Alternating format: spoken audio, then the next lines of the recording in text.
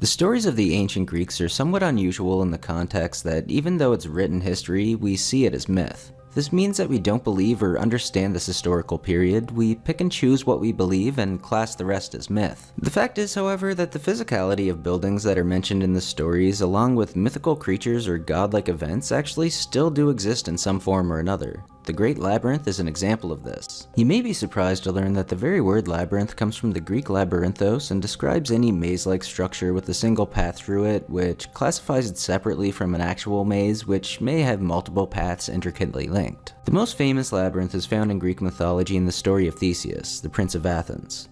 This labyrinth was designed by Daedalus for King Minos on Crete to contain the ferocious half-man, half-bull known as the Minotaur. Daedalus was a brilliant man and features heavily in Greek history. He was the dreamer of his day who could envision seemingly unimaginable projects, but he was also a father. By the Roman period, Daedalus had acquired a long string of accomplishments, and he came to represent, in general, the supreme master craftsman. His accomplishments appear in the works of such noted writers including Homer, Herodotus, Ovid, and Virgil.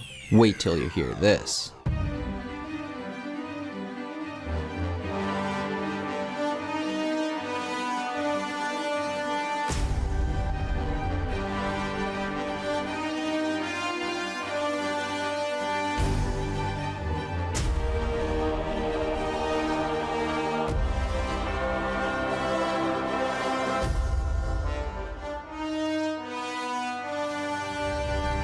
Daedalus fell out of favor with King Minos, and he and his son Icarus were forced to flee for their lives. For this purpose, Daedalus constructed wings so that the pair might fly with ease from the wrathful king. But he warned his son that for the wings to function best, he shouldn't fly too close to the sea because the moisture would render the feathers too heavy and useless. Nor should he fly too high, or the sun's heat would likewise damage the wings. The young Icarus did not heed his father's advice, and overreaching himself and flying too close to the sun, the heat melted the wax which attached the wings to his arms. As a consequence, he plummeted into the sea and drowned in a tale that reminded of the folly of overambition. The tragedy was commemorated in the naming of the stretch of waters in that area, the Icaran Sea. And then, when Hercules dragged the washed body to an island, he renamed that place Icara in honor of the fallen youth. The island still bears the name today. Now, would it surprise you to learn that NASA has a project called Icarus? You have to wonder why they would name something after an apparently mythological story, right? But NASA are actively messing around with a theoretical engineering design study aimed at designing a credible, mainly nuclear fission-powered, unmanned interstellar space probe. The project is planned to take about 10 years and began formally on September 30th, 2009, when an international team of scientists and engineers were assembled like Avengers on a mission to protect the planet. In the Greek story, he flew too close to the sun and the wax melted on his wings. You have to wonder if it was in fact the re-entry of a spacecraft into Earth's atmosphere. Did his father Daedalus actually invent a flying machine capable of space travel? The ancient Greeks closely associated Daedalus with the god Hephaestus, who was the brilliant blacksmith of the Olympian gods, for whom he fashioned magnificent houses, armor, and ingenious devices. It is possible that both figures have their origin in the Phoenician and Ugaritic god Kothar, who was also considered a skilled artisan.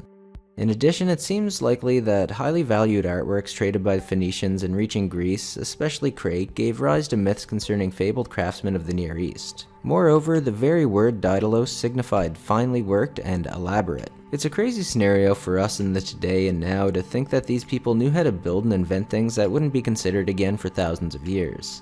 The very fact that they envisioned it in the first place means that these things were not born in the imagination of the mind, but must have been actual physical things before these people were credited for their undertakings and eventual achievements. We'll leave it at that for the moment, guys. Let us know in the comment section what you're thinking, and as always, thanks for watching.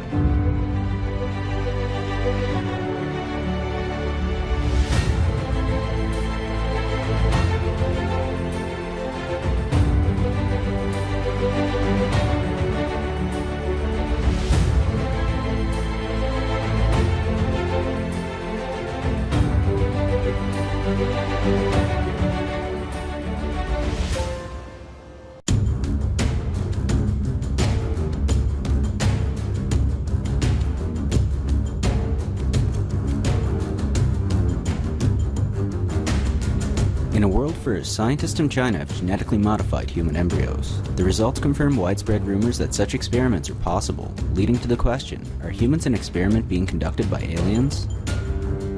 Most of you may think this is crazy talk and completely impossible, but wait till you hear this. On October 8, 1922, the American Weekly section of the New York Sunday American ran a prominent feature titled Mystery of the Petrified Shoe Sole.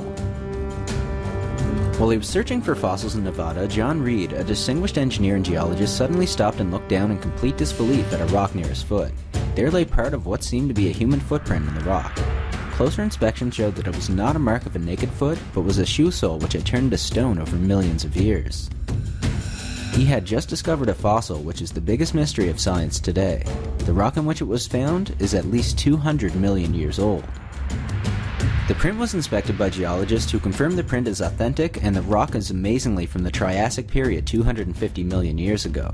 The threads of the print have been examined under a microscope and the twisted threads are visible in the design of the shoe.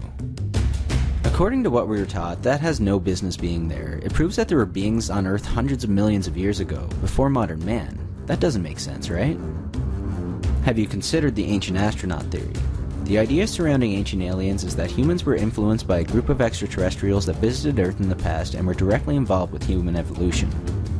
Many believe this was accomplished by way of genetic engineering, ultimately helping the development of human cultures and technologies. It would explain the sudden advancement of the human brain and the missing link in humankind's struggle for survival, to which there is no other logical explanation. Well, there is evolution, but the more we learn, the more unlikely it seems. The evolution theory was developed over 140 years ago by Charles Darwin, before science had evidence available to prove the theory false.